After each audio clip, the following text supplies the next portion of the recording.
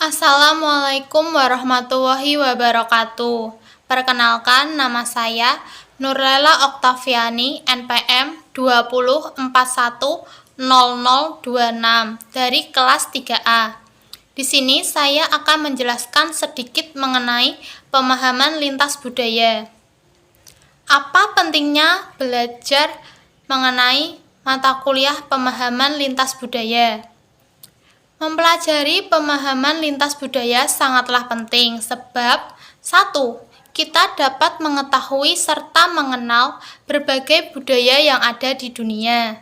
Yang kedua, dengan mengenal budaya-budaya yang ada di dunia, kita dapat menjalin komunikasi yang baik serta berinteraksi dengan orang asing yang memiliki budaya berbeda.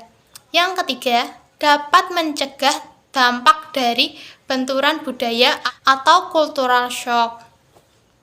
Dengan begitu, kita dapat menentukan cara kita bersikap, cara kita berbicara yang pantas dan diterima tanpa menyinggung budaya milik orang lain. Kemudian, variasi komunikasi antar budaya. Dalam berkomunikasi, ada beberapa hal yang harus kita perhatikan agar hal yang ingin kita sampaikan dapat terutarakan dengan baik tanpa terjadinya kesalahpahaman. Hal tersebut antara lain 1. Komunikasi verbal. Komunikasi verbal adalah komunikasi yang mengacu pada penggunaan bahasa baik itu secara lisan maupun secara tulisan. Pemilihan kata dalam komunikasi ini sangatlah penting dan berpengaruh. Misalnya saja, kata-kata yang kita gunakan bagi budaya kita mungkin itu hal yang wajar dan normal. Sedangkan bisa saja di budaya milik orang lain, kata-kata tersebut dianggap kurang sopan ataupun tidak pantas ketika digunakan. Selain itu, volume dan nada suara juga berpengaruh.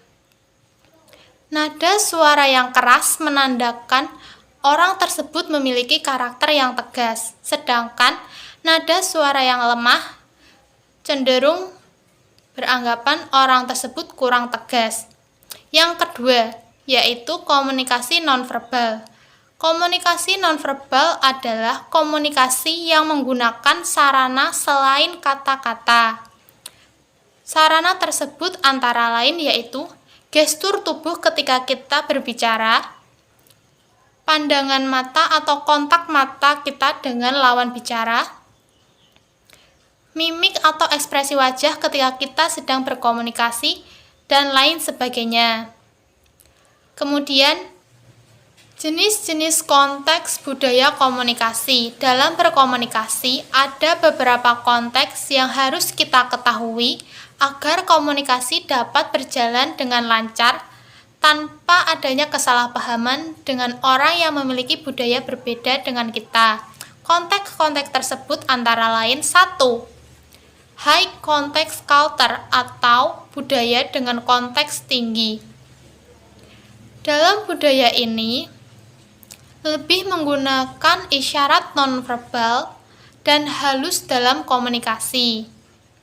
Budaya ini sering kita jumpai dalam budaya Jawa. Contohnya adalah dengan isyarat mata atau bahasa tubuh dan lain sebagainya. Yang kedua yaitu low context culture atau budaya dengan konteks rendah. Budaya ini cenderung menggunakan kata-kata sebab hal yang ingin kita sampaikan diucapkan secara verbal, sehingga orang yang menggunakan budaya ini cenderung memperhatikan kata-kata yang terucap dari lawan bicaranya. Menurut saya, hubungan antara bahasa dengan budaya itu sangatlah erat dan tidak bisa untuk dipisahkan, sebab bahasa merupakan cerminan budaya dan merupakan identitas diri dari penuturnya. Sekian dari saya, terima kasih. Wassalamualaikum warahmatullahi wabarakatuh.